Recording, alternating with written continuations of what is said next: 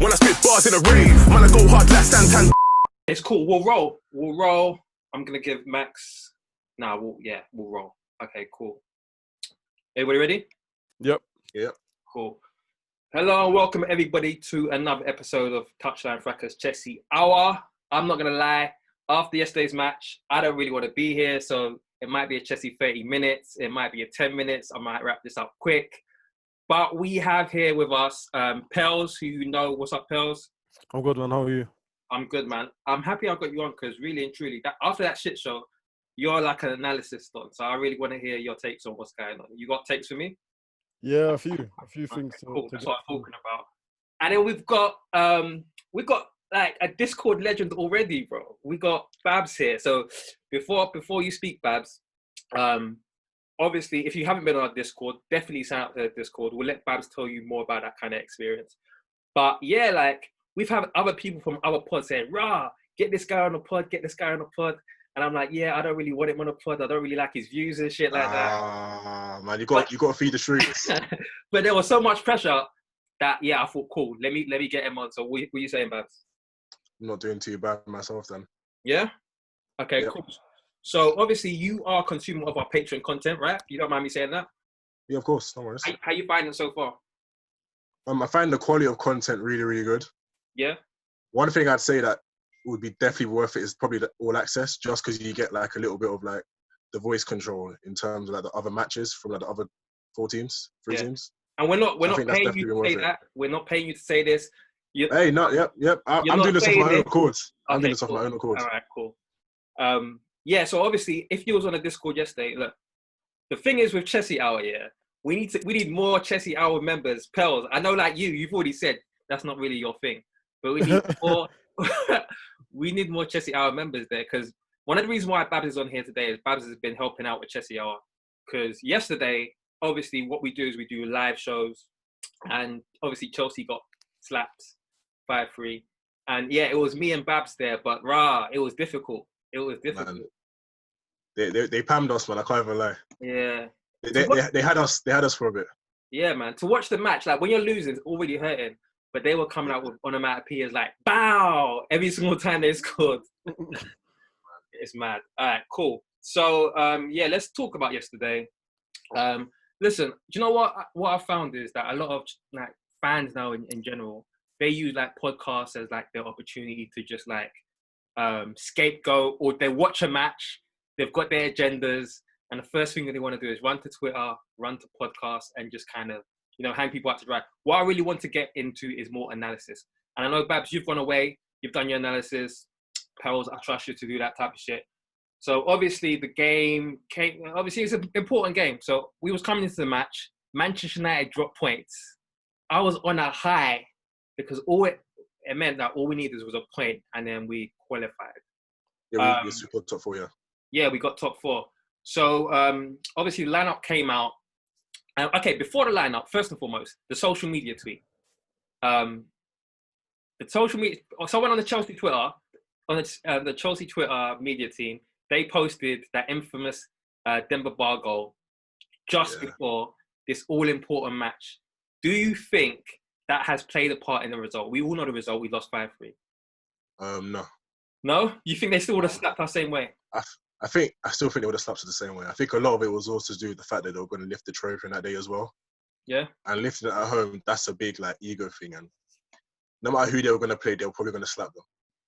Okay. Pels, do you feel like that off the field social media thing, it didn't give them any more impetus to beat us? Because obviously everyone's been saying it's drunk Liverpool. They haven't been playing well. We've had stronger form coming into it. What do you think? I feel like you just can't ignore that, like the human element of it, in terms of players will be on their phones, people will have seen that. Mm-hmm. And I reckon even if it's not like a serious motivation, someone will have looked at it and thought, like, let's not let these get one over on us again, or like, let's shut them up sort of thing. Even if it's not like a direct player calling them out, I think that's something that maybe plays into it. But at the same time, I do think Babs is right in the sense that they would have been up for this game irrespective of whatever we tweeted, even if we begged them. We lied, you know what I mean? Literally. Yeah, even if we had a tweet saying, apologies, we got it wrong, to try to make up for it. It don't matter. Like, I'm sure there's other Man, I thought he was going to do it. Yeah, there's other issues that I'm sure we'll get into it. Okay, cool. So lineup came out 3-4-3. Let's get into it. What do you guys think about the choice to play 3-4-3? Babs. Yeah, I think Frank, in general, this season has been very reactionary with his formation choices. In the fact that we'd go against like a pragmatic coach like a Mourinho or Oli, and we try to use the formation and it'd work. I mean, what would end up happening is Lampard likes to kind of reuse the formation, reuse the tactic, and think it's going to work exactly the same in the next match. Copy and paste. And I think, exactly, copy and paste. And I think doing that and having a different goalkeeper kind of like gives like a bit of a weird taste as well. Just in the fact that I don't think... So same formation, but different goalkeeper. That's a issue. Yeah, because even during the match, you can see that the defenders didn't really trust Kepa in general. And I think if you have a Willian goal, like, you at least just say, okay, this is the team that works in the semi-final of the FA Cup. Like, they've done their job. So when you saw the lineup, you're thinking, were you unhappy with a 3-4-3, or was you just more thinking, why is Kepa in goal? First, I wasn't happy with the formation and some of the personnel, but I think mainly it was Kepa. Okay, cool. Mainly Kepa. Pels, what are you saying when you saw the 3-4-3? What was going through your head? It's hard because I think a little bit of what you said, like kind of leading up to the game in terms of, and the commentators mentioned it later during the game, but just the kind of concept that we'd played Liverpool in a 4-3-3, like I think twice before already three times before in the Super Cup, in the home game and the FA Cup game. We matched them up, and each game we played really well. Mm-hmm. I think maybe the home game is maybe the game where I'm in. The reverse fixture, sorry, is the kind of the game where I'm like, maybe like we could have done a bit more in terms, but possession-wise, we matched them up. We did quite well, and in the other games, we gave them a real game. So for me, the thing that worried me was a little bit of what you're saying in terms of the copy-paste. Like, just because it's worked against Man United, it doesn't mean necessarily that it's going to work today. But then at the same time, there are always like, pros and cons. So I did think that just the fact that we might cover the channels a bit better. That was something that I thought could work in our favour, sort of thing. Crosses into the box. Obviously, we'll kind of get into it, but in terms of just like what it looks like at face value, in terms of having that many bodies back, I hope that would lead to a little bit more defensive solidity. So it's like it's a little bit of a weird one, but in terms of just like the sole fact that we played well against them in a different formation, I didn't want him to just, naturally kind of go with the flow of, the previous result. So your overwhelming feeling when you saw the 3-4-3, was it positive or was it negative? And was it just the 3-4-3 you had a kind of emotional reaction to, or was there anything else about the starting lineup that you didn't like? I think it was mostly the system. Personnel wise, because I know what someone like Willian can bring, what someone like Mount can bring. I wasn't totally like upset that they were starting the same way that I wasn't upset on Sunday when they started. Obviously the thing about Pulisic having a niggle as well, that was kind of something that was in my mind in terms of he wasn't able to play on Sunday. And like I said, I've tweeted it, but I think Mount, when he plays in that kind of like 10 floating wide attacker role of Giroud, typically in the games against Spurs, he played really well. Willian played well in that system. Willian's really disciplined or dependable usually. So in my head, it was like, this isn't it's not going to be a shit show. Like that's not what I envisaged, basically. So I wouldn't say I was positive necessarily, because naturally, I just try not to expect too much. But I hear you. We know who Pels is. I'm not really on the hope thing, but it was okay. Like I wasn't too upset at the lineup. Okay, so I'll give my kind of take on it. And the reason why I like that message that I sent about my worries about the 3-4-3, I think that was a couple of days before. And I don't know, sometimes Chelsea was just on my mind, and I was like, yo, I hope he doesn't play the 3-4-3. The reason why I did it, so I got that feeling, is doing this podcast, we analyse games. And like 3 times before the season, we've played a 3-4-3 against a defensive manager. So we played it against Mourinho for Tottenham. Then the next game we played Arsenal. And we did the copy and paste, and it didn't work. It didn't work at all. It didn't work. I just remembered a couple of times like this season, and I was just thinking, okay, cool. This might be the same thing. We played against Ole 3-4-3. It's worked. I was like, do you know what? He shouldn't really do it. But the difficulty is that if we won that game, so that no matter what, like basically, when you're switching formations so much, it means it's difficult because people will complain regardless. They're like, if he played the 4-3-3, they would have said, yo, you should have played the 3-4-3 if we lost, and vice versa. Yeah. But yeah, I wasn't too happy with that. And just in terms of like Lampard tinkering in formations in general, like what's your feelings towards that? Obviously, this season's wrapping up. We're coming to a new season. Do you hope to see a more stable Lampard? And I guess a question for you both as well. We've had Sarri last season, who stuck with the same formation and the same players generally. And we've got Lampard, who's switching formation, switching players. Which one is more frustrating to you? Babs? For me personally, I'd definitely say Sarri. Right. 100%. Just because of just being so tactically rigid, you'd always know what your starting level will be. You know he's going to make that same Kovacic and Barkley substitution at the 77th minute every single game, and eventually it got a bit frustrating. And we saw with like a couple of transfer things with Kanema Sundoi's new contract. And I think the boiling point of that was when I forgot what game it was, but he played Victor Moses at right wing, and I remember everybody wanted Cho to start that game, and that just didn't leave a. I remember him playing Moses out wide. Sorry. Yeah. So I think it was like early Europa League fixture. Yeah, exactly. Yeah. And I think that left quite a sour taste because just to not like rotate players, it just ends up having a lot of fatigue. Moses isn't a fixture in the team, so yeah, I know, and that's exactly what makes it even worse. Like you've got a young winger on the bench who everybody's seen in the youth team actually make an impact on the team, and it's like you want to see if he's able to make that next step into the senior team. I hear you, but that's more like that's not a criticism of him being rigid. That's more not him using your boy. Do you know what I mean? So I'm just saying specifically on if you're, and I'm not leading you. I'm just kind of trying to get it right. So what do you think has served us better? Sarri being super structured or Lampard being super flexible? Let me quickly go to Pels and I'll come back to you, Babs. I think Lampard served us better. Yeah. I obviously the truth, like the right answer is just the balance between the two. Yeah. But I definitely think that at least with Lampard, there's more of a willingness to try to change. And I think one of the things that like Yasser's like mentioned, and probably sometimes in our emotional state, we tend to forget like as fans, is that because this is only his second year in management. Sorry.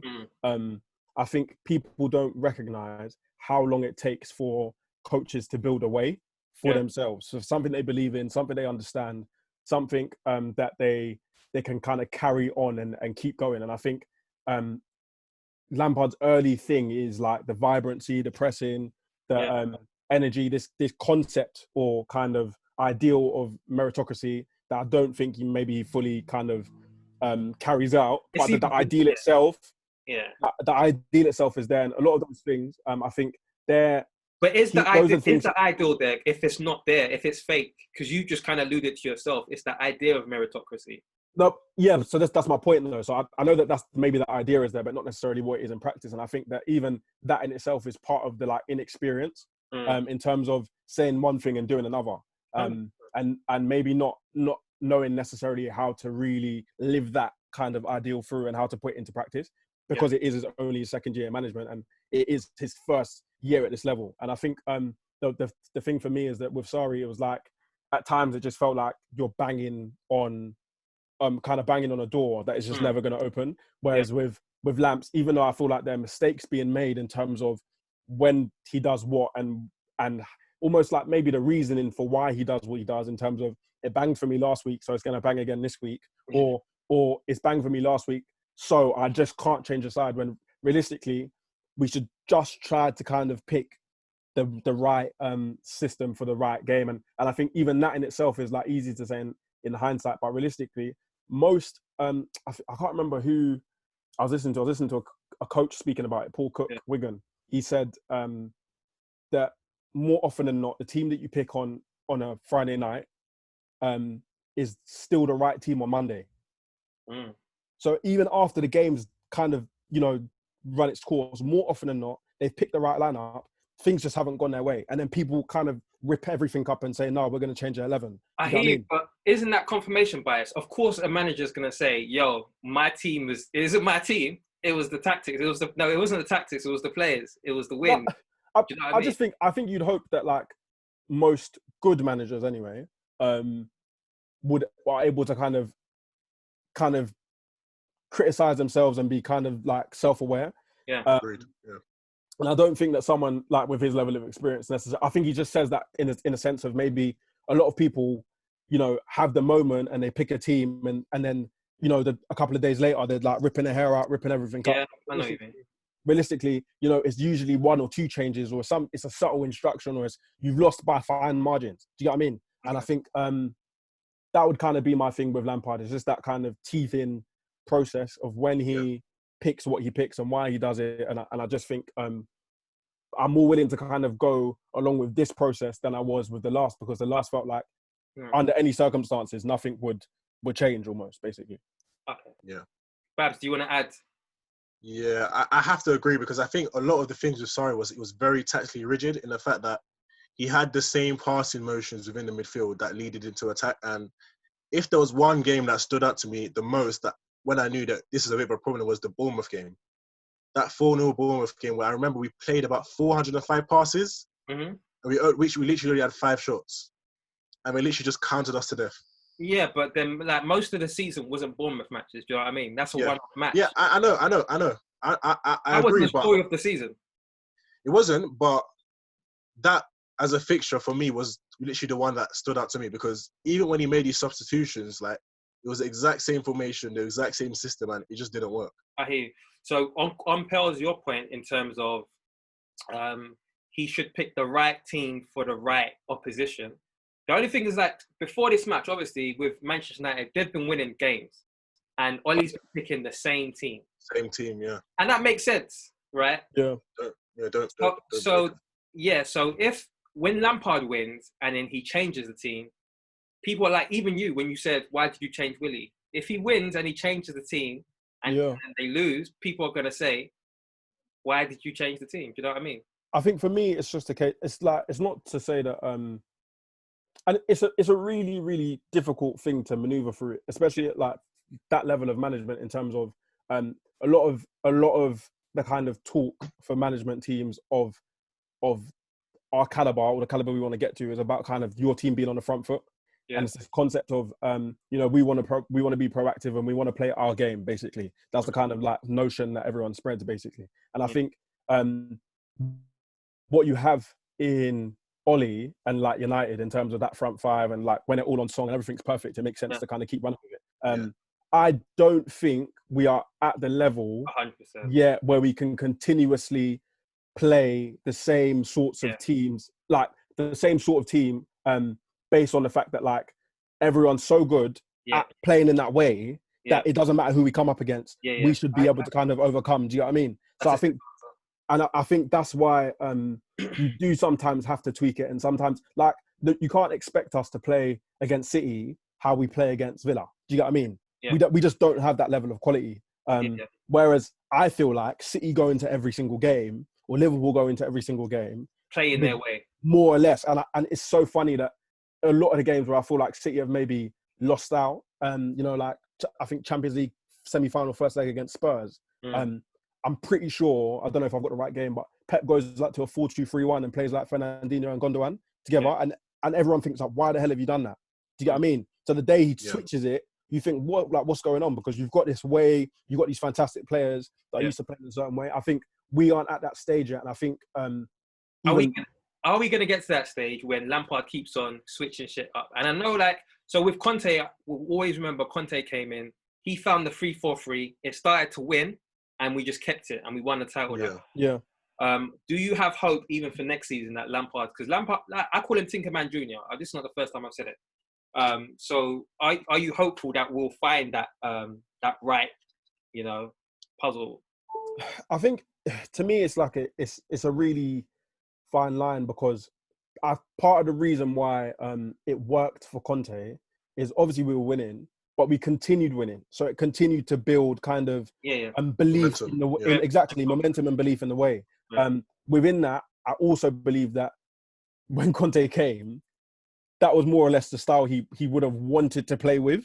And I think it was like, okay, it was like, do you know what? We tried this 4-1-4-1 thing and it's not banged. No. I don't care anymore. We're going to do it mine. And now it's giving him credence to keep going with his way. My thing with Lamps is that I don't think he has his way yet, basically. And when we don't win a game or when we play really poorly or we've had games where like we slapped Spurs with a 3-4-3, and then like we played Southampton with a 3-4-3 at home, and we got pressed we literally could not find a way through. And I think it's stuff like that is the sort of thing that kind of sows that seed of doubt in a manager's head, a young manager's head that hasn't maybe got it all figured out yet with regards to what steps to take and where we're going as a team.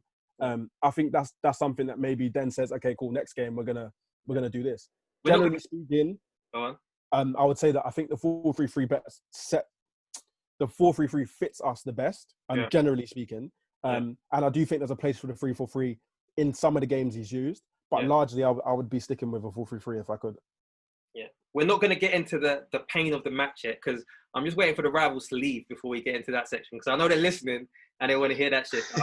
I'm saving that for the end. But if we were to play all season with the 3-4-3 or all season with the 4-3-3, which one do you think would serve us better? So which would we be better if we were stuck with a 4-3-3 or better 3-4-3? Babs? I'd say the 4-3-3, 100%. Why? Because going forward, even if you look statistically, we've been a lot better this season than we were last season, and just because of the type of players we have going forward, I think it would suit them a lot more. Having wingers like Pulisic and Joe, I wouldn't want to play him in a 3-4-3 because of that typical thing of like, do they track back? Are they going to be able to put in the defensive actions to actually help? So 3-4-3, we played that under Conte with Hazard as the thing guys, right? So why can't Pulisic and Hudson do that? Simply because under Conte we had Matic and Kante, and they were like prime fitness. So we still have Kante, but who do we not have? It was literally two traditionally defensive midfielders. That makes sense. Yeah. Then they did a lot more covering than you would get from like a Jorginho and a Kovacic, or a lot more box to box, a lot more deep line playmaker-ish. And even if you look at the numbers, our XG this season has been significantly better than last season, but it's just been a thing of like our defense has just let us down at times. And I don't think it's just simply a thing of blaming it on a player like Jorginho, like you're too slow, or blaming it on the defender. I think it's just also been a thing of, because Lampard has tinkered so much, you don't actually allow yourself to set an actual defensive back line, if that makes sense. Yeah. If you look at a team like Liverpool, like, it's always going to be Gomez and Van Dijk, Trent and Robertson, or they may sub in like a Matic, But yeah. So you're saying 4-3-3. Yeah. Pels, what are you saying?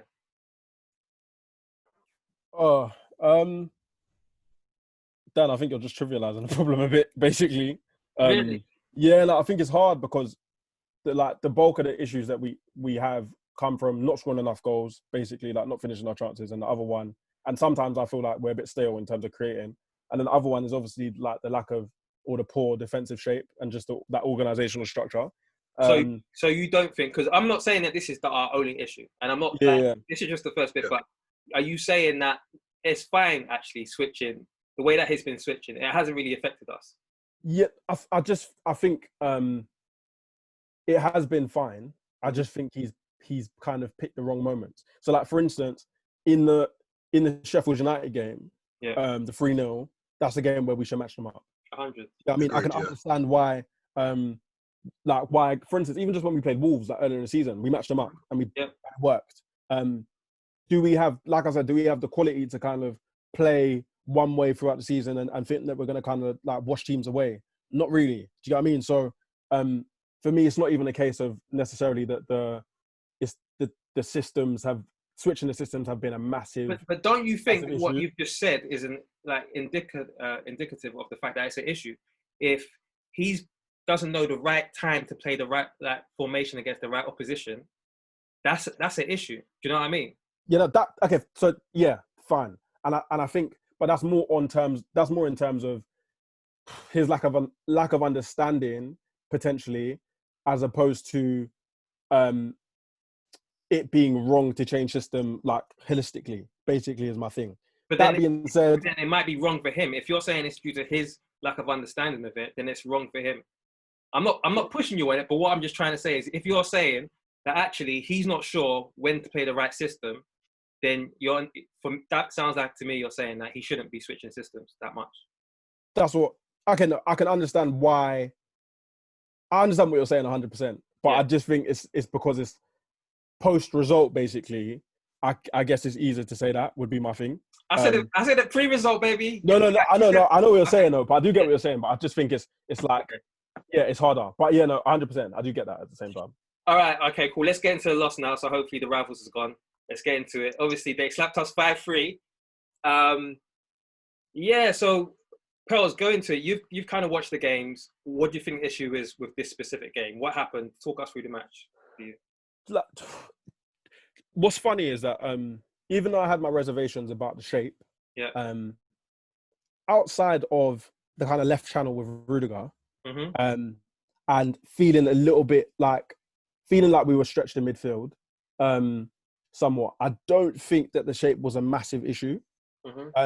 And when you actually look into the goals that we've conceded, a lot of them, or quite a few of them, are avoidable. Basically, the first one is a mistake in terms of the way that we've lost possession.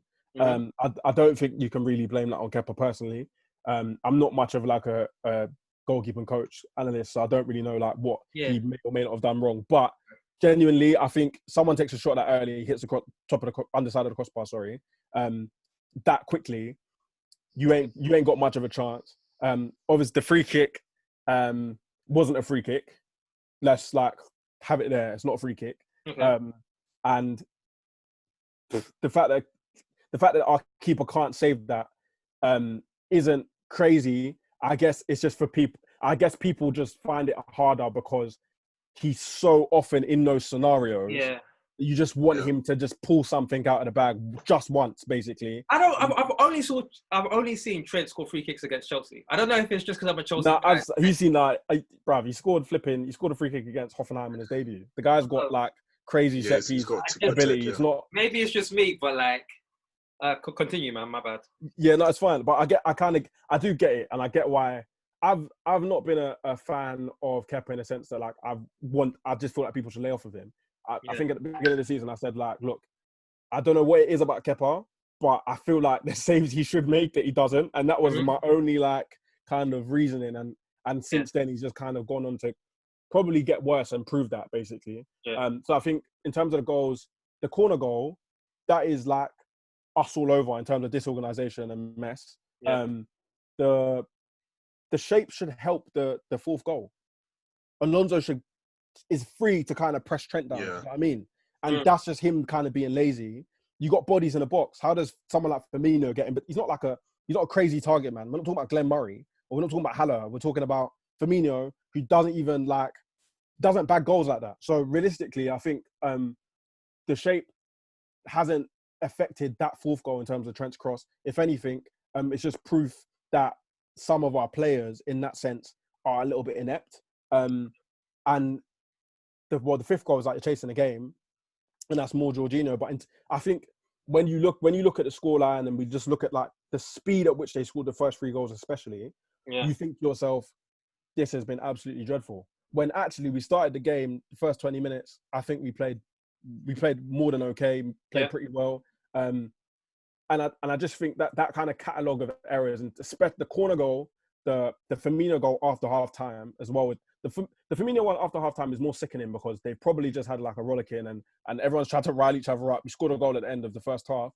And someone's just been so lazy to get out to the man. Trent should not have that much time to cross. If he beats him and whips it off balance, and I can make an argument for you. Do you know what I'm saying? To make peace of it. Yeah, in that sense, it's poor.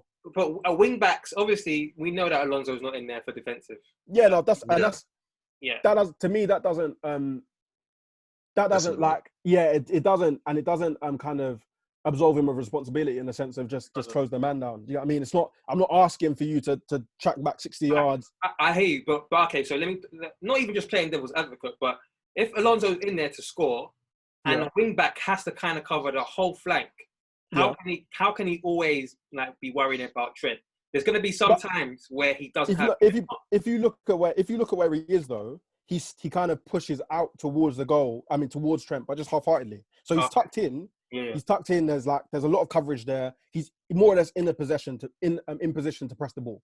Yeah. He just doesn't. That's kind of my thing. Fair enough. I tried to bust Alonso off the case, but is that one like look, I know what he's about in it, and I don't even think he had like a torrid game or anything. But just in those moments, I guess it's really easy for us to kind of talk about, oh, the shape let us down, or we should have done. Wait, what goal was he? What he was responsible for one of those goals? I remember he was doing some sort of juggling and he got pickpocketed.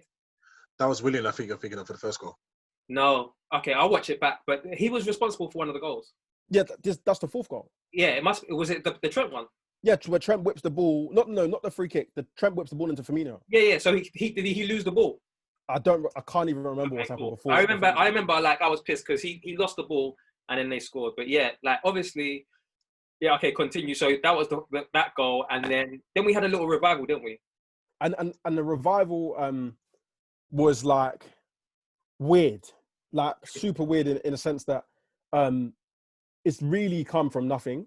And I think that's another thing to note. Like Pulisic, like what he did in terms of like being able to pick up the ball and just drive and kind of weave through people is testament to the level he's playing at, but also to the confidence that he has. Because I do think that in earlier periods of the season, he was receiving the ball, kind of just knocking it back. I don't know if it's the nature of the game and like in terms of we're 4-1 down, you know, just go for it and do whatever. But what he was able to like, it was just amazing. Like, it was sick, just so sick. So you said it came from nothing, but then it came from the substitutions, didn't it? So like no, but when I say come from nothing, I'm just talking about in terms of we're not necessarily like hammering them and like got them penned back. It's like him picking up the ball and just kind of like doing a madness. Yes, obviously it's come from the subs. I think the triple substitution, like it was just kind of going for broke, the kitchen sink at that point, 4-1 down. I don't know how much, you know, they would have believed that they could get back into the game in the speed we did. And but that's credit to all three of them for coming on and making an impact. I just think Pulisic's introduction and just like what he did in a short space of time that he was on was fantastic. I think him and Cho, specifically in terms of where they were receiving the ball, picking it up, the situations they were getting out of to kind of move the ball on and release, they were just making the right decision every time. And I think that was really, really important in terms of Liverpool don't offer you, a drunk Liverpool do, but generally speaking, Liverpool don't offer you a lot of opportunities to get in behind, and they don't offer you a lot of opportunities to kind of to really run at their goal. And I know like people was raving over like Pepe's one dribble against Van Dijk, but realistically, in the like bulk of their season, that's probably one of very few moments where someone like him looks exposed, or in terms of the Prem anyway. And I think what they were able to do in that time in terms of just carrying the ball, like when Cho got the ball, when the ball's looped over like the disorganized Liverpool defense, and Cho's got latched onto it, knocked it, pushed it ahead of him. We've got players in front of theirs. Do you know what I mean? Like we really saw him forward, and I think that part of that just has come from one, Pulisic scoring the goal that he scored, and then getting a little bit of belief. But generally, I just think the nature of the game it didn't really feel that tactical. It felt very hectic, very manic. I don't feel like you know, I don't think we controlled space well, despite having a kind of back three and back five. I think we competed well. I think we started the game and settled down quite early in the game. Like maybe within the first kind of 5-10 minutes, we had control of the ball. So when they come on, the state of the game had completely changed. Do you know what I mean? It was like the quick fire goals. Everything was just so much space. He brought on like Milner to kind of calm things down. Do you know what I mean? It didn't make any difference. That was just the nature of the occasion.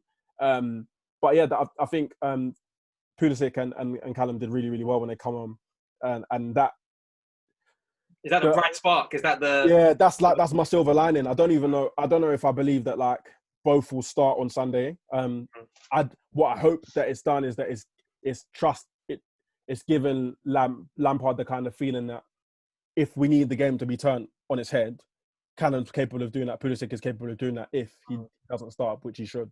But yeah, and even just in terms of like the lack of like them, even we wanted them to play a 4-3-3, but realistically, you know, no one's really fit, to be honest. In terms of like midfielders, my alternative would have been obviously Mount could have. I would have said to play Mount centre mid. Yeah, I would have said play Mount centre mid and play Pulisic wide. So yeah, we definitely could have played it. Like, but obviously the issue with the Pulisic playing wide thing was obviously that he had the niggle.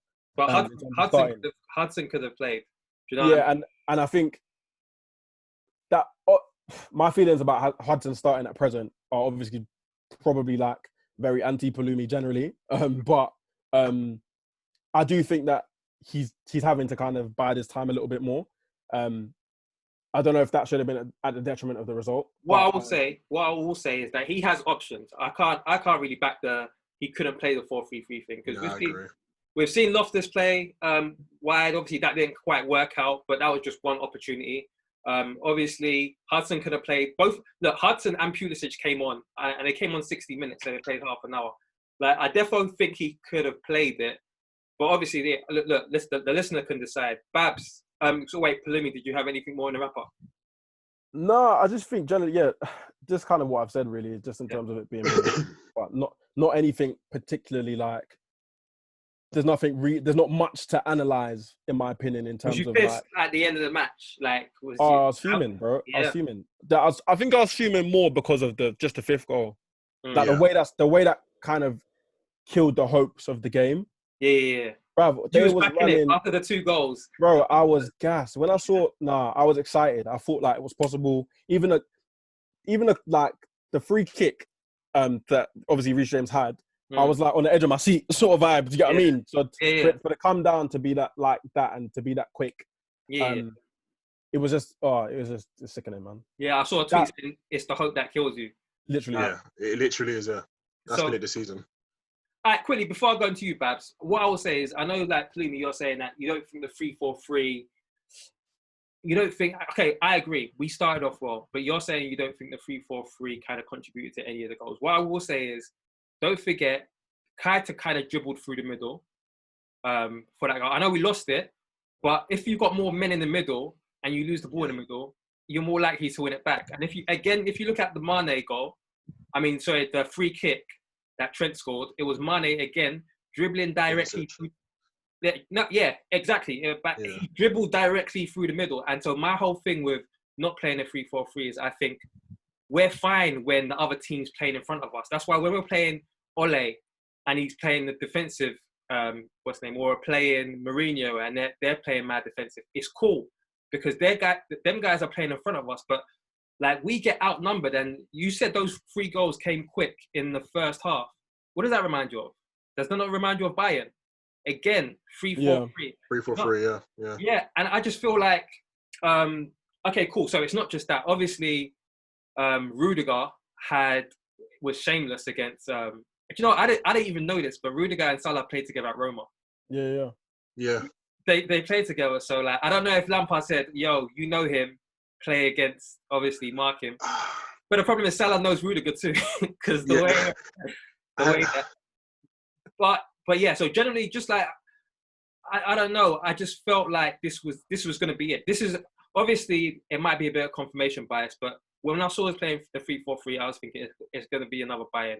And so, like, I do feel like if we had more people in the middle, because, like, do you remember Salah had a chance as well where he fucked up? My God. What I would say is that I've probably, like, even in terms of what you're saying now, it's like coming back to me in terms of, like, the moments in the game. What I would say is that the space that they had at times to get through. Yeah, directly in the middle. Was crazy. And I think why I find that even more mad though is that like I guess if it's on rushing midfielders like kind of KR, even like I think the Mane example in terms of the space he dribbled into and where Kovacic was recovering from, I think it was like good points. But like some of the times when Salah was getting through, I think where's everybody else? Yeah, like the whole line. So and I tweeted like at the time we have a back 5. but it doesn't even seem to be like a solid last line. You know what I mean? Yeah. Um, I think so. Like when we played the 3-4-3 against Conte, that was more like a back five. I think Lampard said himself that in the Arsenal game, the reason why he changed from a 4-3 to a 4-3-3, because it was 3-4-3 when it started in Juan Jorginho, is that he said their wingers were turning us more into a back five. I don't think he wanted it to be a back five in the first place. And that's just going off what he says. Yeah, no, but in my head, out of possession naturally, you should drop it. Yeah, you drop in. That's basically deep, the bottom line. And I think that that kind of that thought to get into that shape basically just wasn't there. And yeah, now I'm thinking about it. You're probably right. Like I do think there's probably more space left in the midfield than there should have been. Basically, defensively thinking about it. So like obviously comparing this season to last season, we've lost David Luiz. One of the big takeaways from the game is we've conceded 54 goals. We've still got a game left. Sorry. I think if they said something like, if we concede another two, it'll be the worst Chelsea kind of defensive side in history or whatever. So what do you think in terms of going into next season? Is it a personnel thing again, or is it a Lampard thing? Because we're conceded from corners, like we said, like in Pels' wrap-up, he talks about the fact that some of the goals came through the middle, but also, again, Claxon, we concede from set pieces, whether it's Trent's kind of free kick or the corner. Babs, what are you thinking about defence? Do you feel like Lampard will get it right next season? I know you've done some analysis on Derby, comparing Derby this last season to Derby this season. Yeah. So looking at it back last season, I actually looked a bit more to like actual goals conceded, and we conceded 15 less goals last season. However, we conceded one more set piece. So in that sense, I don't think it's entirely due to personnel, but more due to setup, in the fact that we're doing a lot of zonal marking. And I think, as you saw in we was doing zonal marking last season too. Yeah, we were, and as I'm about to get onto that. But if you look even back further before that, if you look back to Conte's season, we only conceded 6 set pieces. We had a lot more big men, and it was a lot more like man to man, big man against big man, and I think that's been something that over the last couple of seasons that I've definitely been able to recognise. And not even just that, but on the counter attack as well, we've conceded 8 goals. And if you compare that to last season, we conceded only 2 on the counter attack. Okay, so if we conceded 2, and one of those was probably the Tottenham one where Jorginho and we've seen Jorginho a couple of times, but we've also seen this season. Do you remember the Martinelli goal with Kante? Again from a corner, and so like we'll have a corner, and then they'll break, and then so what do you feel like is contributing to the fact that we're conceding so much in transition? I think it's a mix of between tactics and personnel as well. Because I remember there was a few murmurings going on about Emerson going up for that corner. Yeah. And it actually left Kante back on his own. And literally it was a thing of Kante slips, Martinelli's chasing his first touch, and that's literally it. There's literally nothing you can do there. That's an incident. So what's thematically, why are we conceding more transitional goals? Let's not forget, Jorginho was playing last season too. Yeah. So I mean, cool. So if you're to look at it in terms of appearance-wise, so Kante started 20 games, Jorginho started 26 games, and Mount started 31 games. Mm-hmm. And if you're to look at it on the transition, none of those midfielders are as good as Kante. You know, like we are used to seeing Kante helping in transition in the middle third, actually stopping his attacks. And I mean, it's easy to say, okay, against West Ham, it's very, very easy to say because against West Ham, he lost the ball in the attacking third, going up for a header. But is it easy to say because the truth? It's easy to say because of the truth, and it's easy to say because it's situational. Because in both those games, we're chasing the lead. West Ham, we were 2-2. Again, we were chasing the lead when Jorginho got caught in this game. So we were chasing the equaliser. Yeah. So the game's going to be like that. Do you know what I'm saying? So Kante, is Kante the solution? Pels. If we're playing Kante, obviously next season, everyone's talking about Kante anchor, 2 attacking 8s. Do you feel like next season we're going to be conceding less on the counter? Like, is there going to be a big market difference, Pels? No, I think one of the key things about like counter attacking, the goal and like kind of the way that we control transition this season and last season is that last season the way we played with the ball was very different. Mm-hmm. The whole purpose of the way that I feel like Sarri plays to some degree is to restrict the opposition. If we have the ball, they don't. Yeah. And I think there was obviously we used to get loads of those kind of like stats of X players played the most passes or Chelsea got the most passes in a game this season. Yeah. And obviously that just reduces the amount of opportunities that another team will get to kind of counter us. Yeah. In this season, a lot of our attacks, they don't have build up. I think I hate like slow build up in that way, or like not overly patient, but just like when it feels like it's not going anywhere, it's a little bit laboured. And what we tend to do now is that like our thing is get wide and cross, basically. Get wide, beat a man, cross. Once that ball gets cleared, because of how eager some of the midfielders in particular are to get a goal, and how that's encouraged, essentially. Sometimes what you end up with is someone like Jorginho on his own, or I guess obviously for the set pieces, the scenarios that we have kind of people running at us and running at like 2 to 3 men are a lot more frequent. And I think one of the kind of things that I noticed is like in the Norwich game, the 3-2 away from home. Yeah, I remember the early Norwich game at the beginning. So the 3-2 at the beginning of the season. That first half, we conceded the goals really, really quickly, and like it was right through the heart of the kind of midfield. And in that game, we played with Jorginho and Kovacic together. Yeah, but it was Jorginho, Kovacic, but it was Mount, and I remember that game. Mount was mad high, and I remember I was just saying, but in the second half, we controlled the transition a lot better, and it was because, and I think from what I remember, it just felt like Jorginho and Kovacic were a lot closer together. But I just remember like loads of instances where Kovacic had recovered the ball, was a lot deeper. I remember you mentioned it on the podcast, and sorry, just a quick correction. It was Barkley in midfield with them, and it was Barkley that was mad high, and Mount was playing left. Mount was playing left with Pulisic wide right. Yeah. And I remember you said after that because we were going at it in the group chat, I was like, "Yo, why is Barkley mad high now?" And you're like, "It's fine." And I remember second half, you said, "I don't know why you're worried," and then second half we started to control the game more. Yeah. And you're saying that was because Jorginho and Kovacic was playing closer together? No, so not more so just in terms of I can't even think about the actual instance, like what changed. Like I can't remember that far back. But what I will say is that I do remember like a clear difference, just in how like Kovacic played in that second half, and Lampard saying in the press conference, Kovacic gave us more control and that sort of thing. So I think that, but obviously if we start a game in the manner that we started that game, and we end up, it's kind of gung-ho, back and forth. And then he says we made an adjustment at half time and we controlled it a bit better.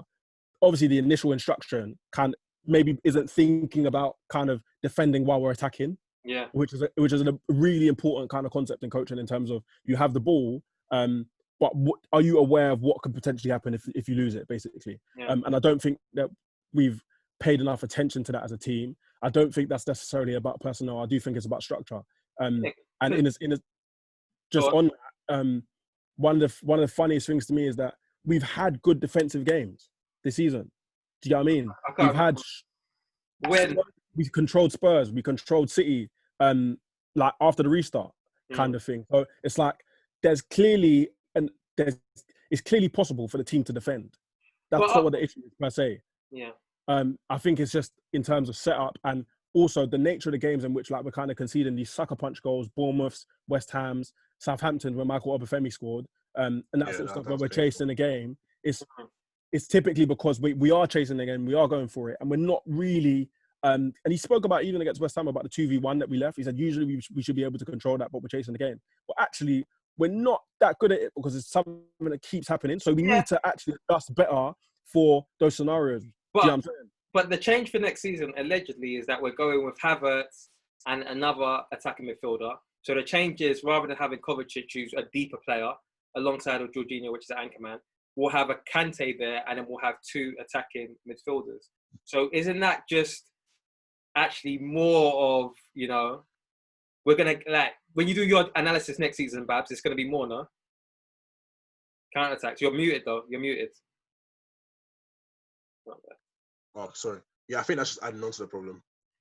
I think the only way for the midfield to work is if you actually have that box-to-box player in Kovacic, personally. Yeah. And I think it's going to be harsh because I know Lampard, obviously, everyone says, Lampard's son, Mount, they just want to drop him. And I mean, if he wants it to work against teams like Liverpool, I think you're going to have a competition in games like that versus teams where they're going to drop back. Then you have a lot more allowances, if that makes sense. Yeah. For instance, the game against Everton, Barkley and Mount, they played amazingly because Everton didn't really press on as much, you know. And I mean, if you want to play the 4-0 game, the 4-0. Yeah, I know. Yeah, if you're asking. Yeah, so like if you're going to play a game like that, you're going to have it against teams that are a lot more pragmatic in possession and they're not going to actually press you on as much. But if you're to play against a team like City or Liverpool, it's going to be a very, very hard to actually get that to go. Because looking at Havertz this season, like he's very good in the 8, but I'm not sure he has the actual ability to track back as well as others in the team. I think if you're buying Havertz for goals, do you want him tracking back? Yeah, I know, but if he's to play his brand of playing two 8s, having an anchor midfielder, you're just going to leave Kante exposed. And I mean, as we've seen over the last couple of seasons, Kante has been running to the ground. 100%. And you can't keep relying on him to like save you the last gasp. You know, like it makes it a lot harder. But so you mentioned Barkley. It's also get out. I was also going to say even if you think about defending, it's a team thing at the end of the day. Yeah. You know? So if you look at go on. Bro, you need to get your points out quick. Sorry. So if you look at United, right, this is the best example I can give, right? Yeah. United last season conceded the exact same amount of goals that we conceded. But the only change I can see is that they've brought in Aaron Wan-Bissaka, who's been all right. They brought in Maguire, who in my opinion has been shit. I mean, they brought in Bruno. And if you look at their midfield compared to our midfield going forward next season, it's kind of similar, if that makes sense, in terms of composition. In terms of you have your holding player, your box-to-box player, having like more than a traditional 10. And I'm just kind of thinking, like, is the team going to be able to defend as a unit? I guess the current personnel that we have. I guess we'll find out. But you mentioned Barkley. Where was Barkley? Because so since the restart, Barkley has been one of our better players. It's not just me. I know people try to paint me as I agree. I think, in my opinion, Barkley's been our best creative player. Yeah, but even let's just take the restart. Barkley and Pulisic have been two of our better players. Yeah. Right? We've gone into this game, the biggest game. Obviously, Liverpool are champions, and they were European champions last season.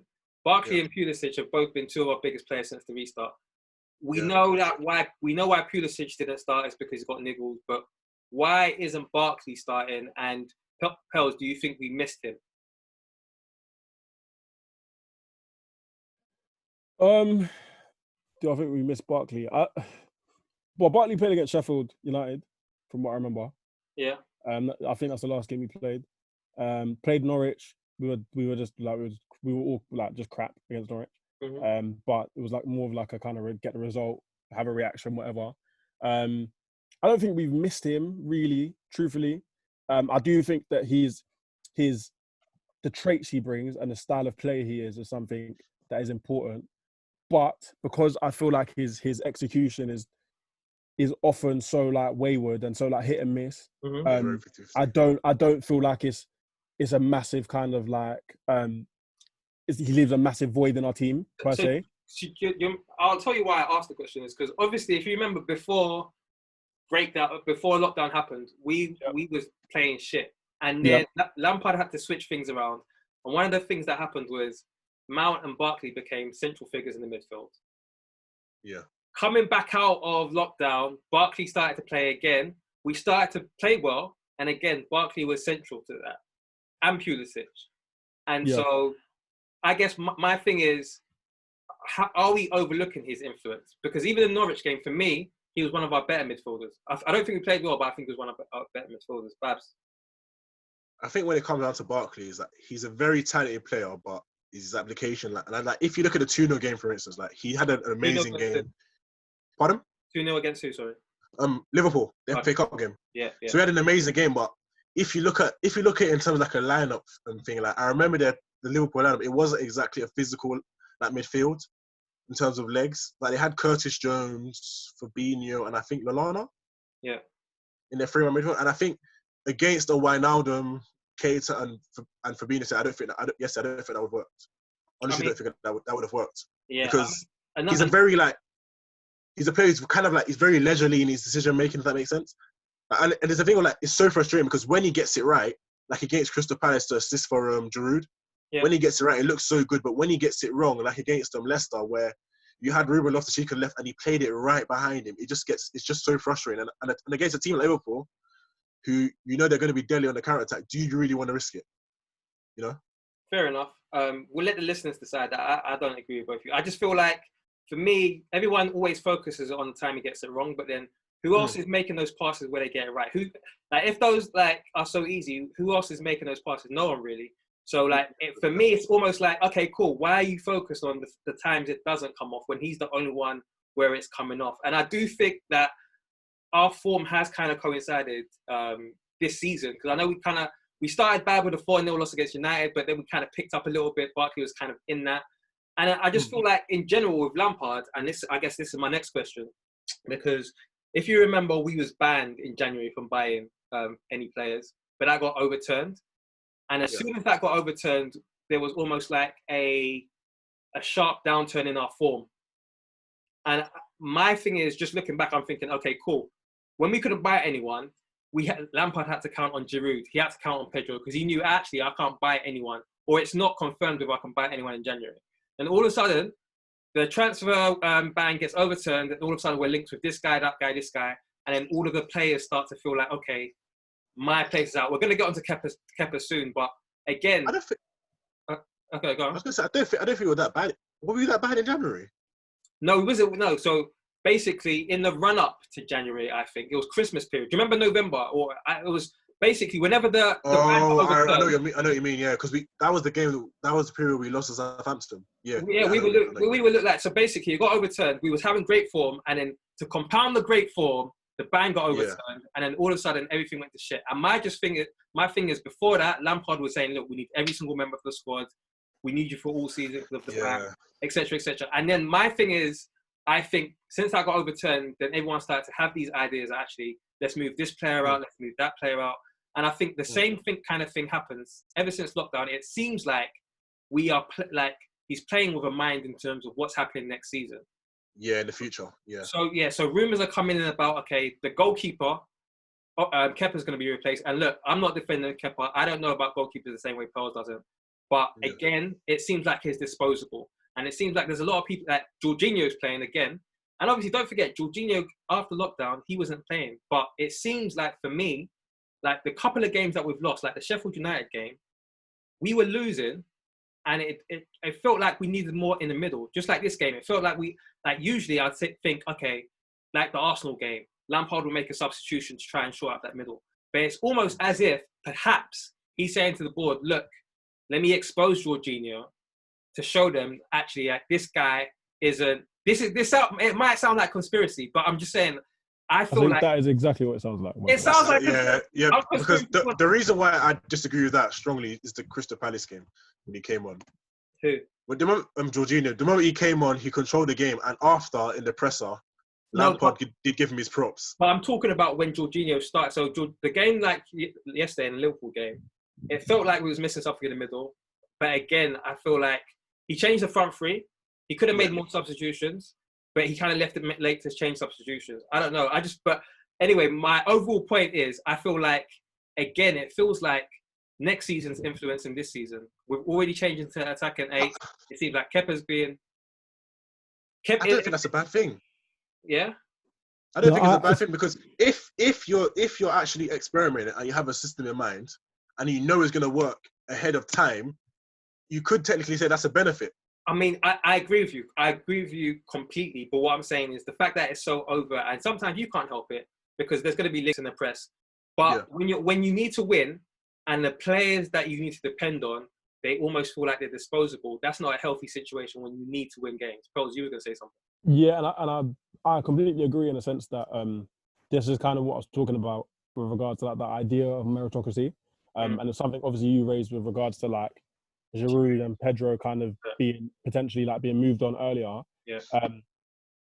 I do think, like I've said it before, I think the reason why Tammy played so much is because he started that scoring run that he had brought up equity. But I always maintain that I do think Giroud was probably the better fit for how we want to play in terms of making the ball stick. But the kind of sheer fact that Tammy was scoring makes it harder for him to be dropped. And what I find interesting is that we've kind of had all of this stuff about Giroud being a top pro and, you know, he's working really hard and this is what happens when you're professional. But realistically, there was a scenario in January where he doesn't play because we want to move him on. And even earlier on in the season, you know, they got to a point where Michy was playing ahead of him. When we played the kind of League Cup games, Michy got the nod instead of Giroud. It's not a case of, so it's not a case of, you know, Giroud kind of just biding his time. There was a point where he was kind of, I don't want to say showing the door because I don't know what's happening. It was most of the season. Like, already he was planning for him to go. It seemed like in January. In January, exactly. And I think in him staying, credit to him for maybe biting the bullet and then bringing him back in and everything going back to normal. But then at the same time, I look at maybe this scenario in terms of like similarities with Barkley, and like, I don't know, is he gonna join another team? Is he maybe someone that we're not thinking about kind of being here long term? Exactly. And if that's the case, fine. But in an immediate sense, I do understand what you're saying in terms of, like I said, I do think the traits that he has is something that we need. I still think he's wayward, but I wouldn't. That doesn't mean I'm saying Barkley shouldn't be in the squad or Barkley shouldn't start a game for us. That's not the. I don't know if I feel like I've missed him, but that doesn't mean he shouldn't be a part of what is happening, because equally he has quality and he can, in the moments that he does get it right, he can make things happen. So I don't think me saying that I don't miss him necessarily means that he should be frozen out, essentially. It's important that I think that we do keep our minds on what's happening now. Exactly. Nothing, the permutations and what is kind of what could potentially happen is not sorted yet. Do you get what I mean? So I do think it would be a little bit naive. Obviously, like majority of I guess everything's kind of done now. But it would have been naive for him to, you know, maybe leave him out if it is for that reason. Now, obviously, they said he's ill, so we don't know for sure. But that would kind of be that would be a gripe of mine if that was something that was real, basically. Okay, cool. So I think we've already kind of covered Kepa. So I don't really want to go back into that. On the Discord, people kept on coming at me saying, "Rah, you said Reece James was better than Trent." It wasn't me. And I'm going to ask you guys, were any of you in a camp where you were saying, okay, cool, Reece James is probably a better right back than Trent? No, I was in a camp of Reece James is a good mesh of Wan-Bissaka and Trent. Yeah. Hybrid. In that camp? Yeah, no, I think outside of like maybe dealing with like aerial balls into his channel, I still think his 1v1 defending is at a high level, and I think his crossing's at a high level, and I do think he's a good balance. What I would say is that maybe we projected his first year as a kind of Chelsea right back, maybe a little bit stronger than is probably ideal for someone like him. But in terms of like, that's not necessarily changed my view on his potential and my view on his current ability. But again, maybe he just hasn't had the season that people might have envisaged, I guess, early on. Babs, did you want to add on it before we move on? What I would say is, I think a lot of people are coming into him a bit harsh, because I feel like fans are very, as I said earlier, fans are very reactionary, and if you rewind it back to the early on in the match, there's a chance where Reece has the ball outright and Mount is about to make a run, and you could say it's down to Mount, but Reece plays the inch perfect pass right behind the defense, and Mount's slightly offside. And if that's not offside, our fans going to be asked these questions. Okay, cool. Even across. Yeah. Mount missed a header like from early on in the game. I agree. It's agenda. I feel like that stuff is agenda. It's agenda. Like, even there was even a chance where he crossed into Pulisic and Pulisic kind of snatched at the shot. Yeah. And it's like, I feel like fans are very reactionary, and I understand it because you always want to defend your player, you want to back your boy, but I don't think he's been bad in the way some people may be going at it. If that makes sense. I think he's obviously, one thing people can't overlook is he's come back from a leg break. Like, is not. Did you say? Because I need to go back to them, and I need to point fingers at who said that he. Come to Babs. You know what I'm at, fam. So you know Babs, you're saying that you said that he was better than Trent. No. I said he's a good balance. Are you sure? However, I said he's a good balance. However, people are going to be harsh on him because whenever you're going to back your boy, like United fans are going to back Trent. I mean, United fans are going to back AWB. Liverpool fans are going to back Trent. I hear you. You have to back Reece. Hudson-Odoi, he came on for a cameo. We've kind of given Pulisic his dues.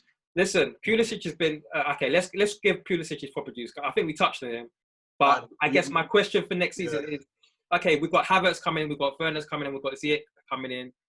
I think Pulisic has been the star boy ever since 100%, the return. 100%. Do you feel like he can still be Chelsea's star man after all the new guys come in?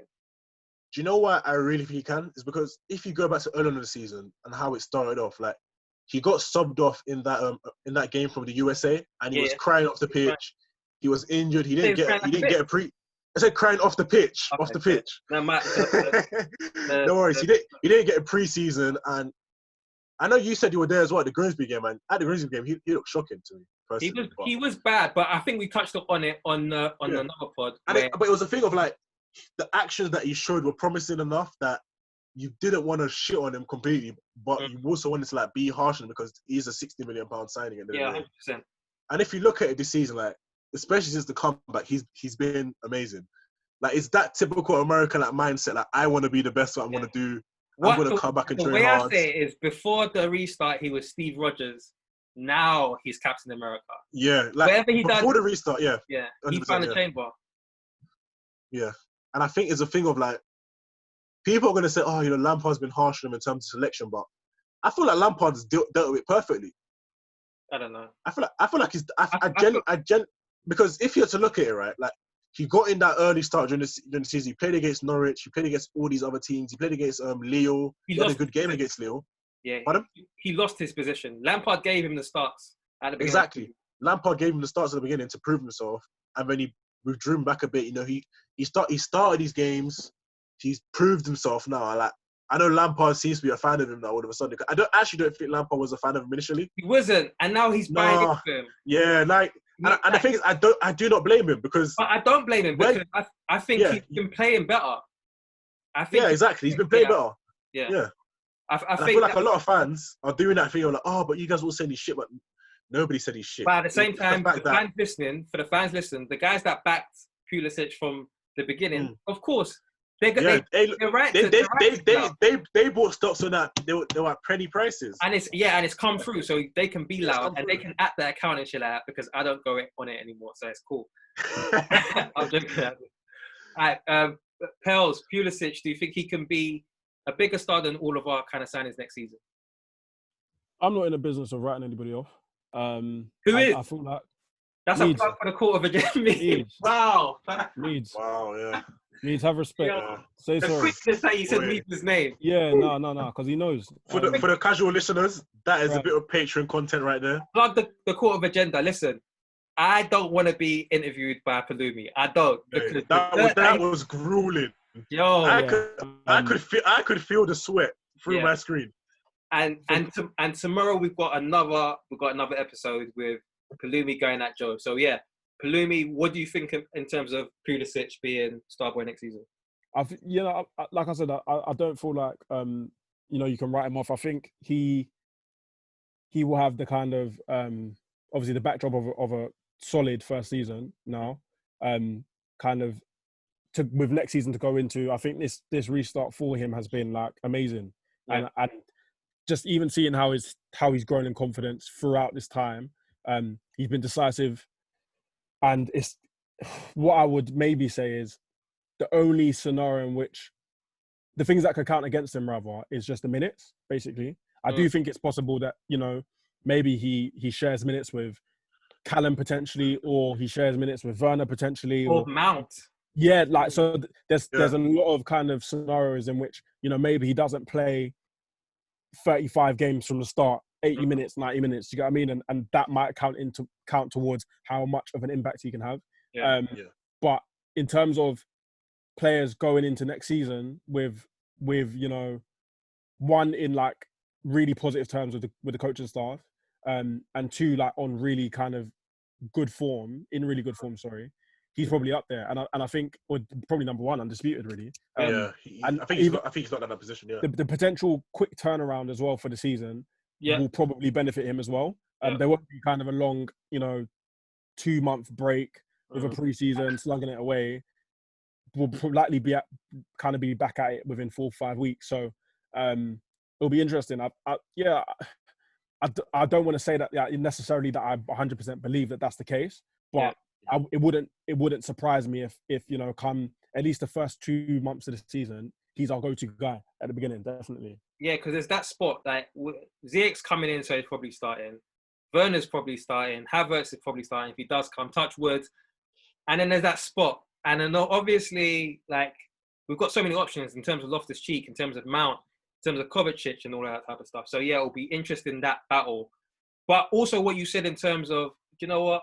It depends on who Lampard goes for. Because, like we said earlier this season, Giroud, he was training well. But if Lampard's not going to play you, he's not going to play you. You know what I mean? So, okay, so a bit on Tammy, because Tammy came on and scored. And he came on and scored in another game earlier. So do you feel like maybe his role should be, because I remember when Batshuayi would come on and score, and everyone's like, yeah, he's built off the bench. And I think what Palumi mentioned earlier is the three of them came off the bench, and the game seemed like it was lost. So that they were all calm, because it felt like there was nothing to play for. But so do you feel like Tammy can be a bench player? I mean, it's not bench player. That was a rotational. That was fraudulent. I know, a super sub striker. More of a rotation. Yeah.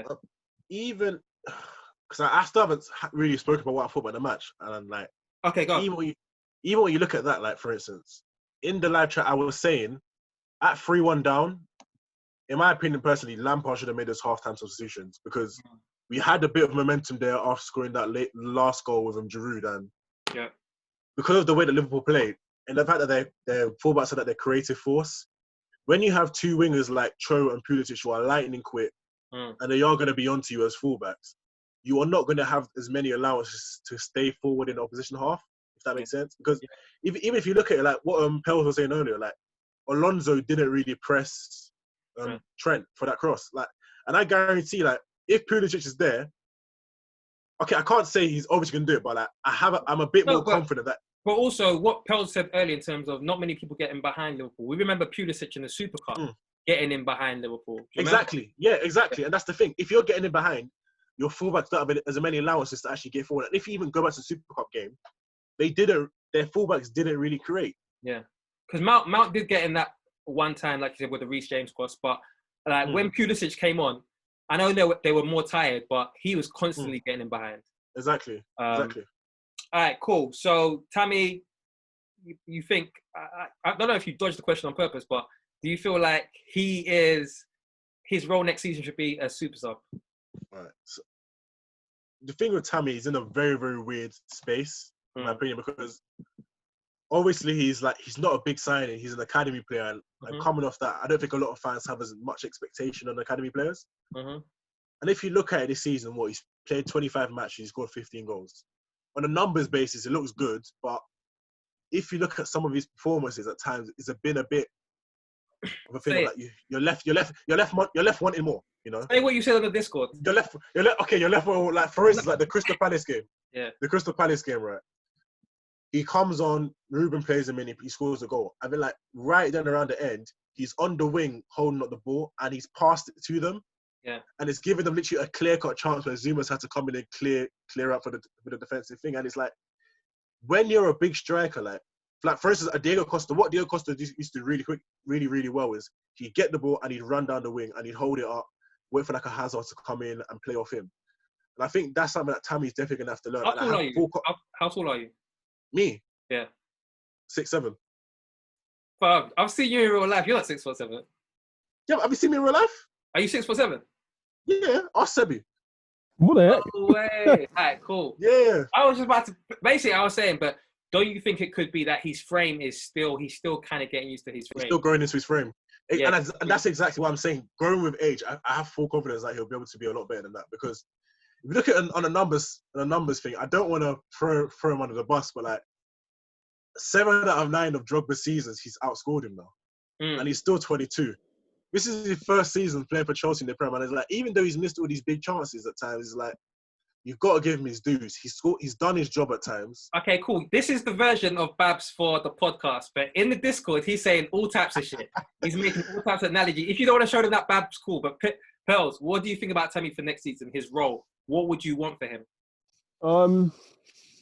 Look, it's hard because I think I don't want to write Tammy off in terms of like he shouldn't be a part of the team or he's not good enough to play for us. I don't think that's the case. I think he's disproved that notion. Yeah. there's sides of his game that need dramatic improvement.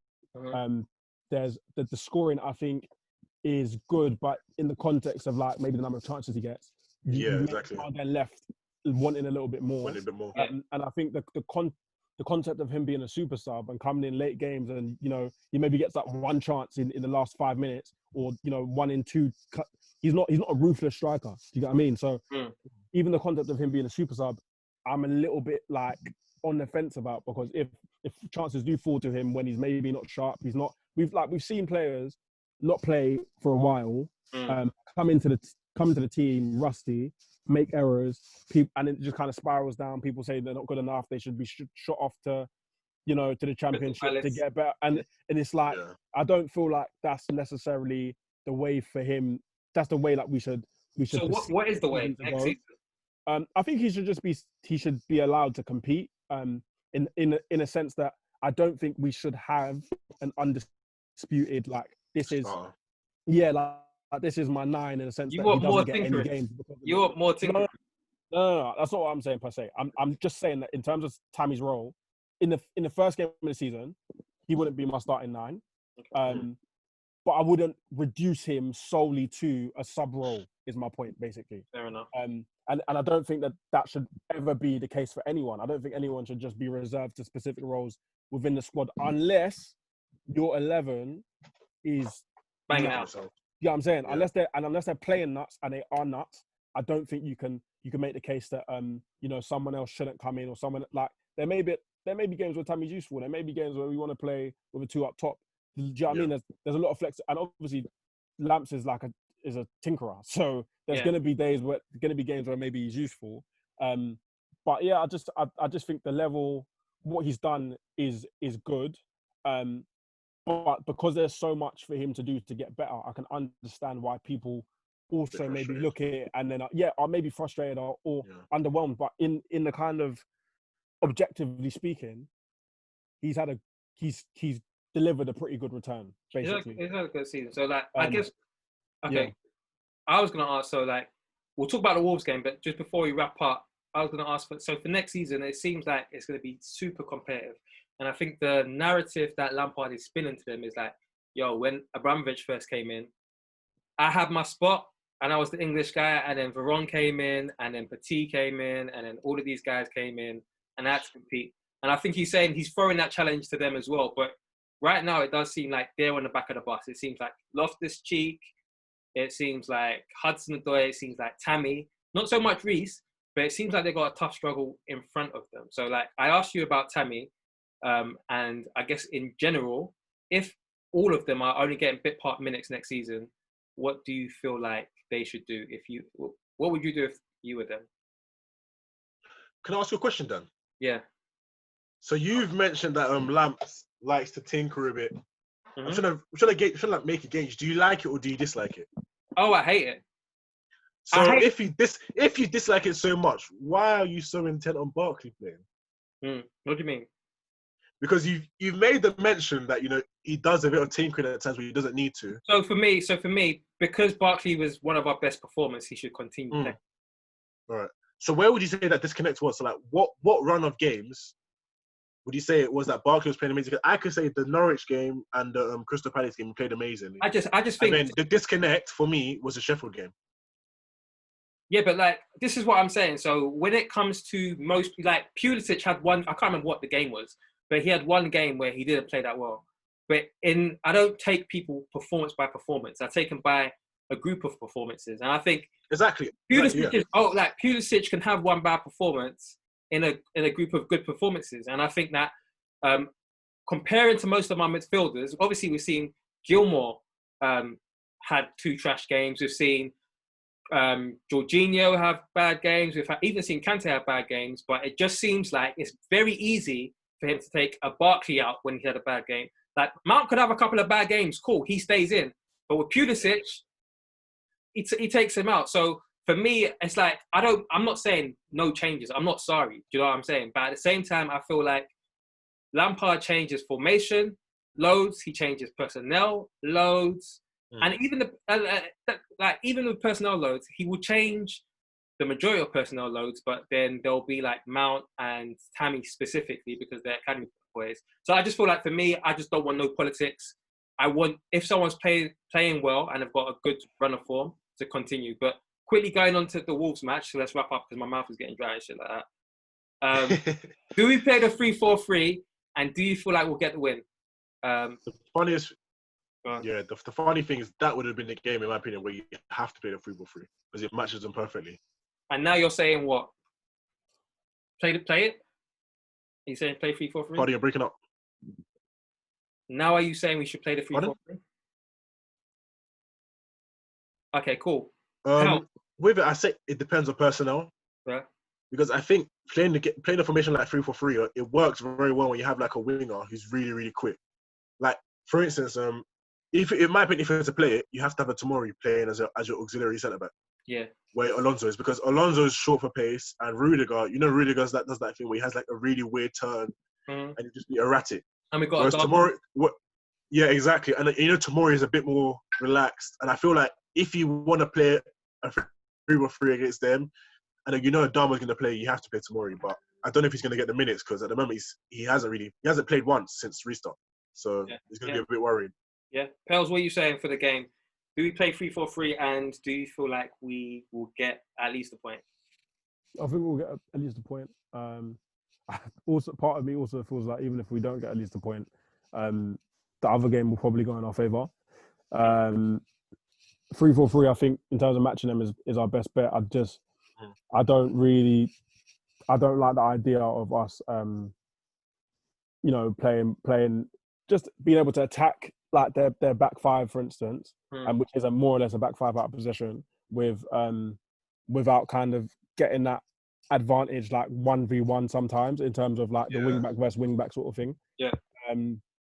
Yeah, I'm scared about Adama, man. I can't lie. Him and the I think like a game like that, man. But the other thing I'm scared of, the other little tweak that I think Wolves have at their disposal is playing 5-3-2. Yeah. And I don't like the idea of us being overrun in midfield again, basically. Midfield, yeah. Or Neves or someone getting like a little 100%. open look at the goal from 30 yards, 25 yards. Because even the Sheffield United game, when we kind of matched them, just I feel like all season we've had difficulty kind of like handling two strikers. Yeah. So that's a bit mad. I think also just the kind of centre backs we have as well. Yeah. Yeah. Okay. I guess we'll end it there. Obviously, this Sunday live we'll be having on the Discord. Sign up to Discord. We're going to be having like a kind of like Super Sunday type of day where you can listen to us through the matches live, and then after we're going to have a live pod. It's going to be when I spit bars in a rave, man, I go hard like Santan.